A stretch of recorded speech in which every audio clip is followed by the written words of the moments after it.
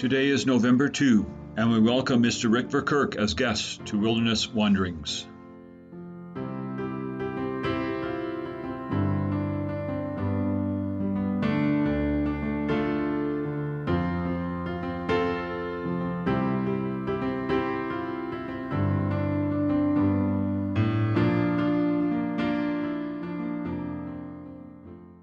Rick, last time you talked about how intercessory prayer requires a person in the middle, referring to it as standing in the gap between the person in need and God. Explain why it's important to be people in the middle. In Ezekiel 22, we read about the sins of Jerusalem, and it is summarized in verse 30 by, "I looked for a man among them who would build up the wall and stand before me in the gap on behalf of the land, so I would not have to destroy it. But I found none." Do you believe that your prayers of intercession will change anything? Or do you think that life will go on as is, whether you pray or not? Now, before you answer, reflect on what was stated in Ezekiel chapter 22, verse 30.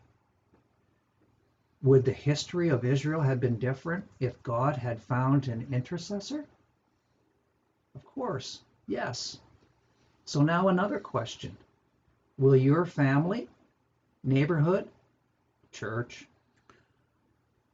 or at work be different if you intercede on their behalf? God seeks intercessors not because he needs us, but because he has chosen to govern through the prayers of his people. Intercession is not an option. It's God's way of working. Ezekiel 22 shows us that intercessors who would build up the wall and stand in the gap are critical.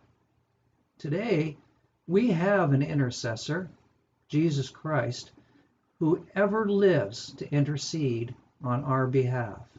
But Christ does not work alone. Our intercessory prayers are coupled with his. By means of his Spirit, he prays through us. Author E.M. Bounds said, "Prayer can do anything God can do." That's true, because the only power in prayer is the power of God, which can reach anywhere God can reach, which is every corner of the earth. Therefore, our prayers can bless or bring change anywhere in the world, and all from wherever we are praying. In a favorite chair, on our knees, anywhere. What an awesome power God has given us. Our first focus should be on those that are close to us, family, friends, but not exclude, rather expand to our spiritual family, neighbors, community, nation, and world. So, who in your family, neighborhood, at work, at church, is like the friend who came at midnight? What kind of help do they need that is beyond your ability to give? Are you willing to stand in the gap for them? As you journey on, and as you pray, go with the blessing of God. May the peace of the Lord Christ go with you, wherever he may send you. May he guide you through the wilderness, protect you through the storm.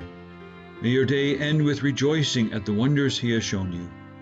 May you rest in his provision as he brings night, and then new dawn.